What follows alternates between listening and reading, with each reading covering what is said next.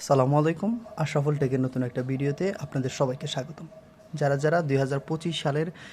SSC পরীক্ষা দিয়েছেন তাদের জন্য ম্যাথের এমসিকিউ সলভ আমি নিয়ে আসছি। যারা এখনও আমার চ্যানেলটি সাবস্ক্রাইব করেনি আমার চ্যানেলটি সাবস্ক্রাইব করবেন এবং পাশে থাকা বেল বাটনটিতে অল ক্লিক করে দিবেন।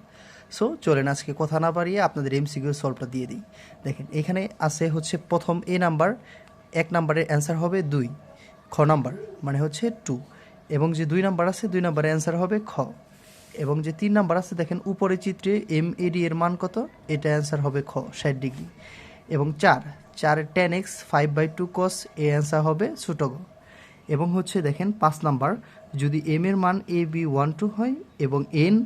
12 হয় তাহলে হচ্ছে এটা মান হবে বড় গ ফাঁকা সেট, এবং হচ্ছে 6 নাম্বার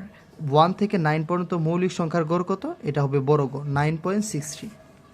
এবং দেখেন এখানে হচ্ছে একটা অ্যাঙ্গেল দেওয়া আছে, এই অ্যাঙ্গেলের মান কত, এটা কিন্তু হচ্ছে আমার যে পরীক্ষা দিয়েছে সে কিন্তু ভুল করেছে, এটার অ্যান্সার হবে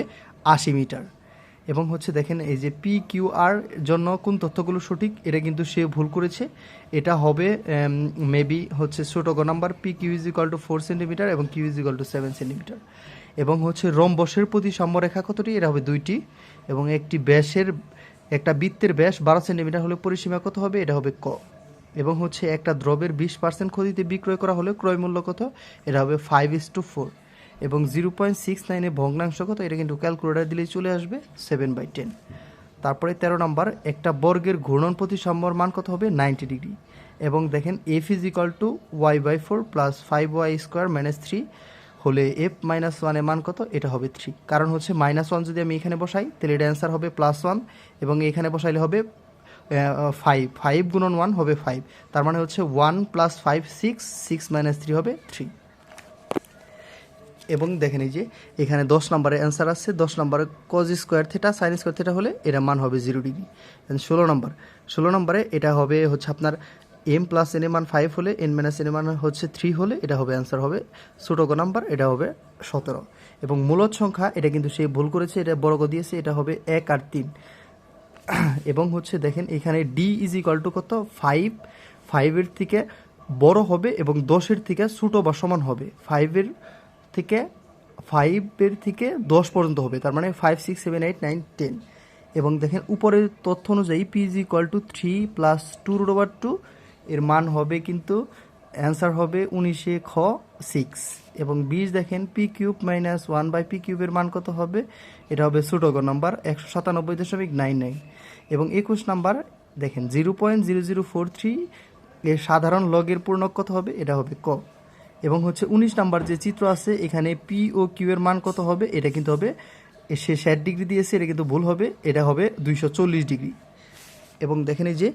PQRS এর দৈর্ঘ্য কত, এটা হবে ক নাম্বার, এটা হবে 8 সেন্টিমিটার, এবং দেখেন এখানে হচ্ছে 24 নাম্বার 2 10 5 1 0 এই সংখ্যাগুলোর মধ্যে মধ্যক কত, এটা হবে 3.5, অ্যান্ড লগ √5 1 to 5 এর মান কত হবে 6, এবং 26 নাম্বার 3.8:z/3 to z এর মান কত হবে 12, এবং দেখেন বার্ষিক মুনাফা 9% হলে 500 টাকায় 6 বছরের মুনাফা কত 2700 টাকা হবে, এবং 28 নাম্বার x² - x² = 9x সমাধান কত হবে 09, অ্যান্ড দেখেন উপরে যে একটা চিত্র দেওয়া আছে এটা হচ্ছে PRS এর মান কত হবে 110, এবং দেখেন 2x + 3y সমীকরণটি x = -2 বসালে